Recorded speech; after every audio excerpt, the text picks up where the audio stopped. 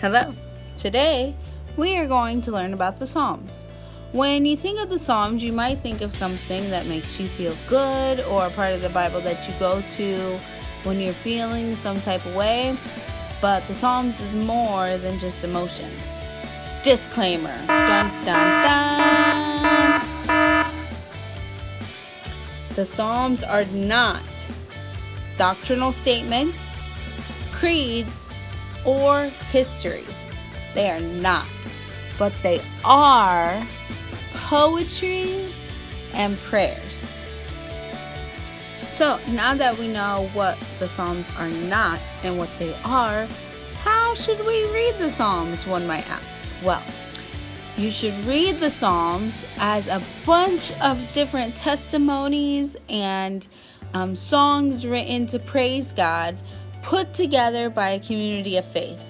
Not as one whole book, but as lots of different pieces put together to make one beautiful puzzle. Now, there are 3 types of psalms.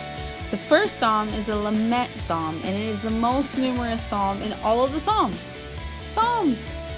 And a lament psalm is used to express faith and trust in God, even when there is no immediate evidence that He is active. It might feel something like this.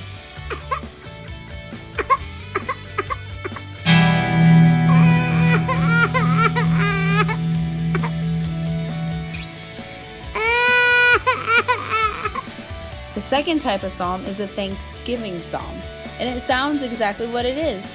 Thanksgiving psalms are used to praise God for something He has done for the psalmist, or the one who's writing the psalm, or to offer thanksgiving in the form of worship. It might look something like this.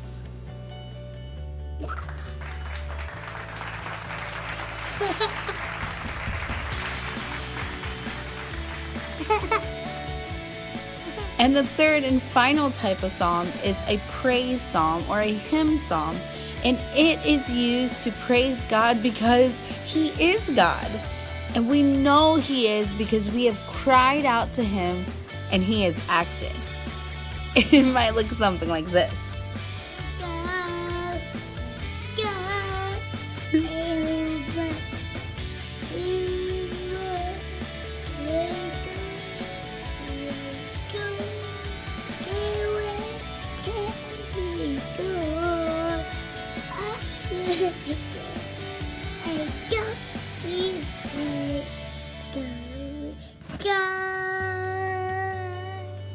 So, now that we have learned a little bit more about the book of Psalms, how does it help us today? How does it help our walk with God? And how can we apply it to our lives? Well, here it is. Just like learning a history lesson and not applying it, we can do that with the Psalms.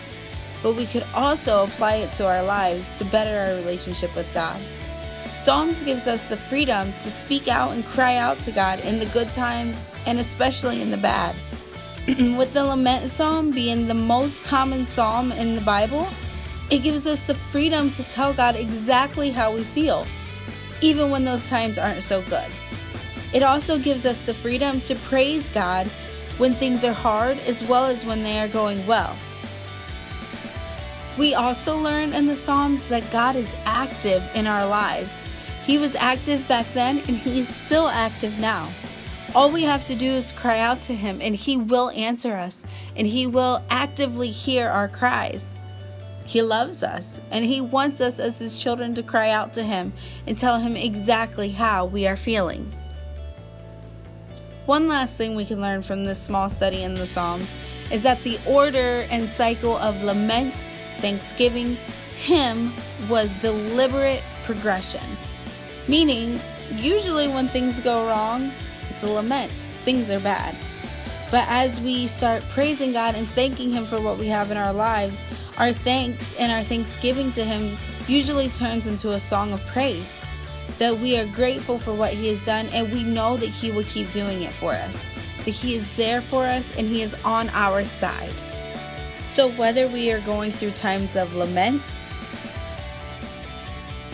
through times of thanksgiving,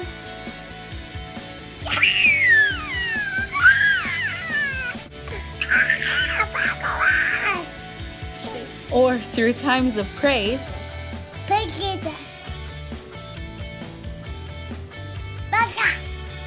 Be bold and cry out to the Lord. He's waiting to hear you, and He's expecting your cry, for you are His child and He cares for you. Don't be worried about your language or rhyming words, but just cry out to the Lord and tell Him how you're doing.